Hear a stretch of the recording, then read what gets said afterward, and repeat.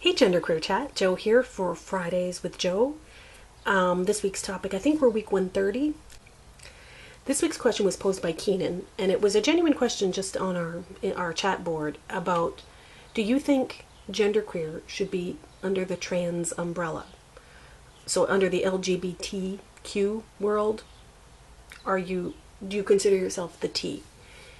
And I'm having a lot of trouble with this subject. I've made this video like 3 times and I don't know what I'm saying. I know what I'm feeling because I know I feel the answer to that question for me is no. But I guess I just kind of want to touch on why I think that, because I've watched the other videos from this week and the people who thought yes really had good points. I think part of it, a lot of it of course has to do with the word trans and what you think it means. And I thought it meant transitioning from one part of the binary to the other, or I thought it meant transgendered or transsexual. And I don't consider myself any of those things. Both Stefan and Assembly / Sigflup are a new member. Hi, welcome. I haven't welcomed you properly. Sigflup is taking over for Micah. Well, Micah had top surgery recently. I don't know if you guys know, but he's doing really well. Looks really good. So they both said the word trans they perceived to be transcending gender. And I love that. I just love that. I had never thought of that. I had never heard. I learned so much on this channel. I learned so much from you people. I feel like sometimes I'm set in my ways about certain definitions, maybe. Something that popped to mind when I was contemplating this video, because I've been thinking about it a lot, and I still don't know how to answer it properly.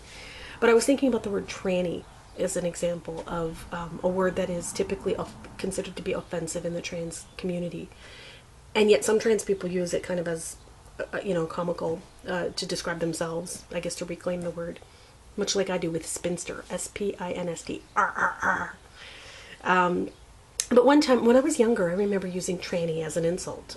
My friend had nail polish on and she called it tranny red. And I guess in the 90s when I lived in Toronto in the gay ghetto, a lot of what I knew of the trans community, I had a lot of gay friends. I lived a gay man's life, I'm telling you. All I did was go to gay bars and hang with gay men. I didn't have any female friends at the time, or like maybe two female friends at the time. That was it.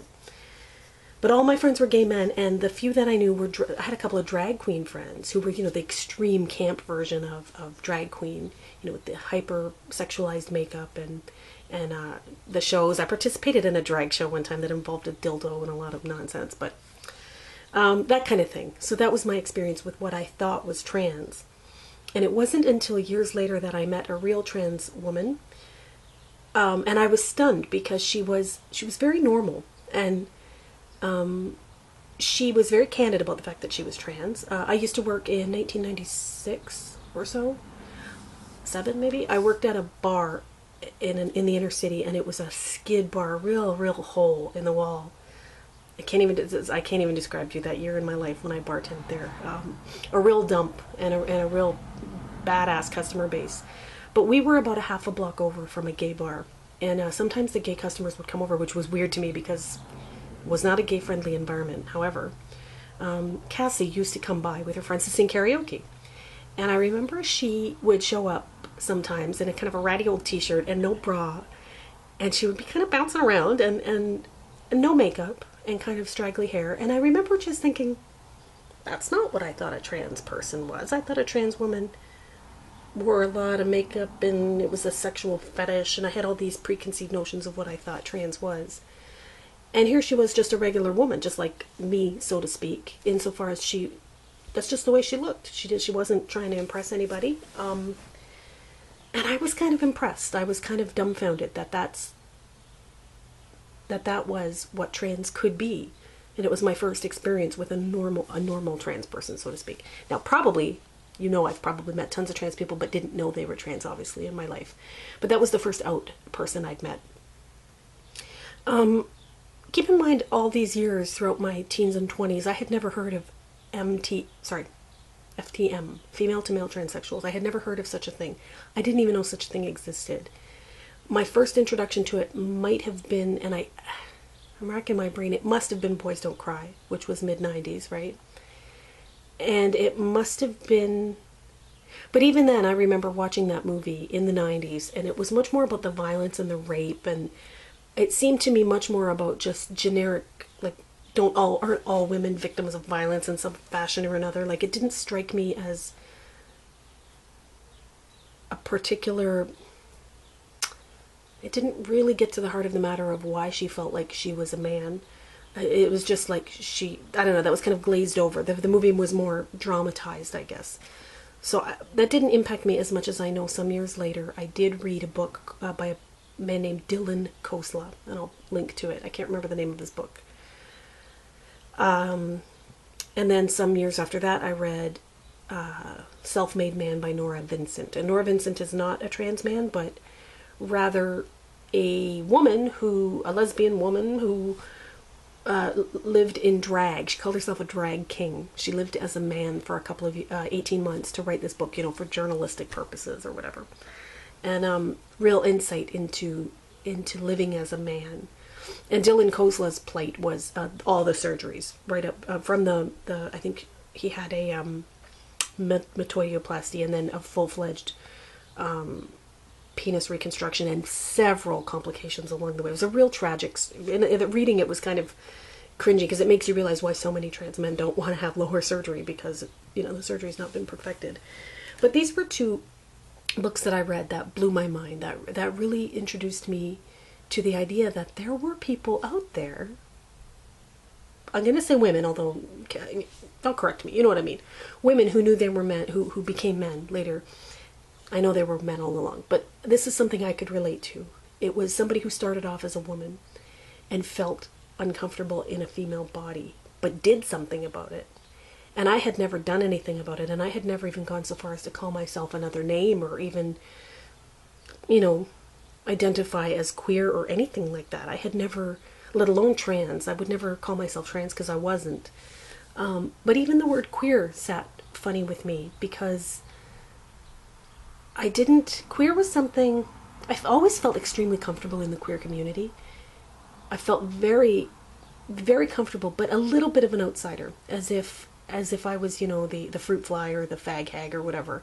I never 100% felt like I belonged in the queer community or I had the right to call myself queer.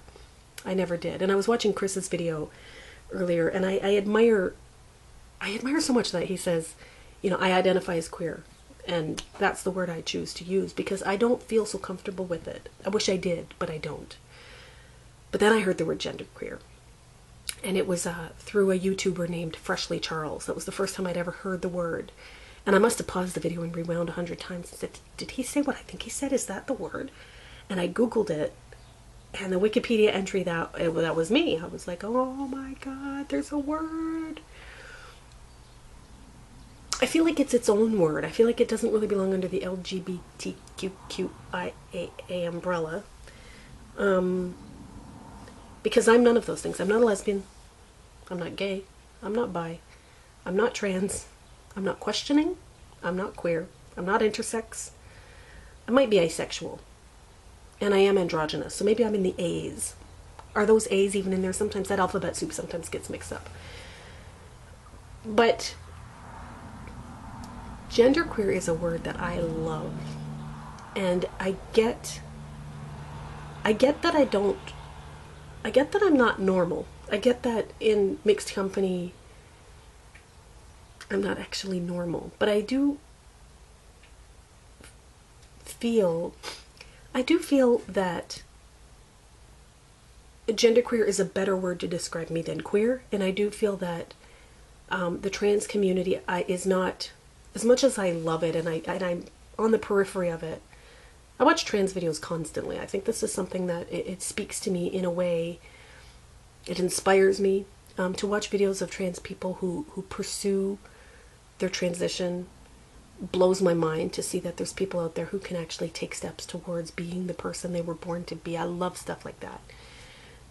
I like to think I kind of have taken steps towards being the person I was born to be. And I just happen to be born into a body that doesn't care a whole lot about the way I look. I'm not a an aesthetically oriented person. I don't really care to appear a certain way to the world.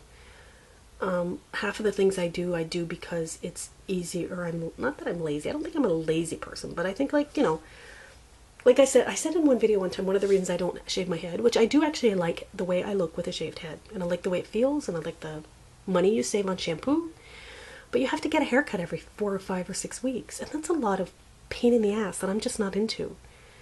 I just really can't be bothered. I would much rather, when I have long hair, I can let it grow for 6 or 8 months before I touch it.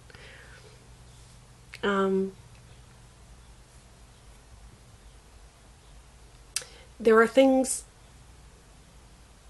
you know, for instance, not shaving. Oh, I've never shown my pits. There we go. Yay.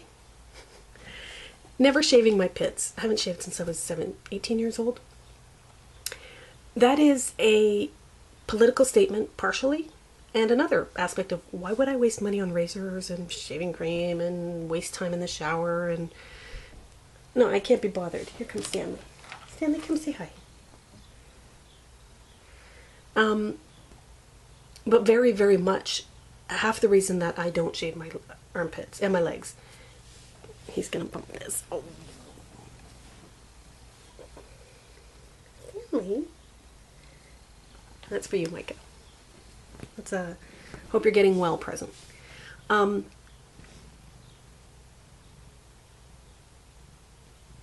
It's a very much in your face show of I do not participate in the gender binary, and that more so than anything else. I think you can have a shaved head and wear men's clothes and butch it up and talk a certain way. I swear a lot too. I swear like a sailor, to the point that it's a lot of women say that, you know, that's not very ladylike, and I know.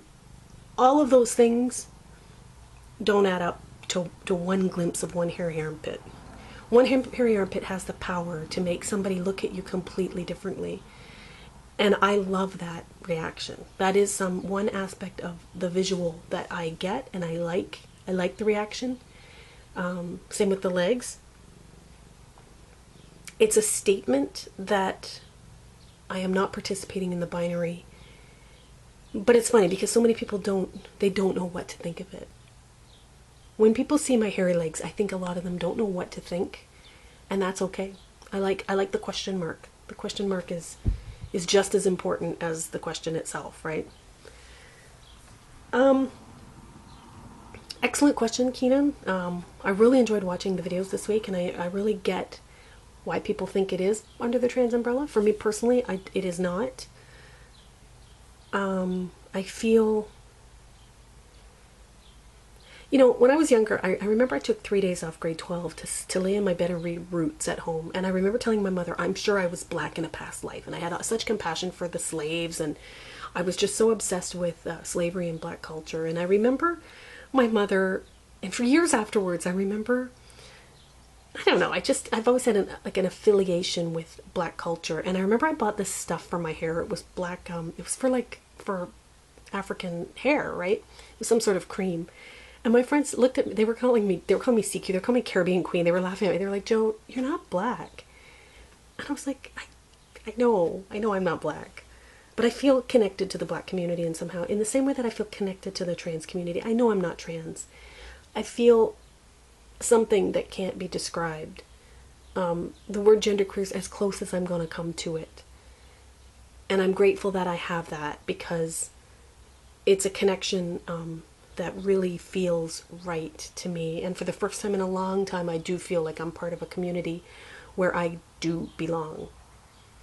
I don't feel like I belong to the trans community, but I do belong to the genderqueer community. I'm totally out of time. Although I might have to cut some because I was yapping. This was a hard video to make. Okay, catch you guys later. Have a good week.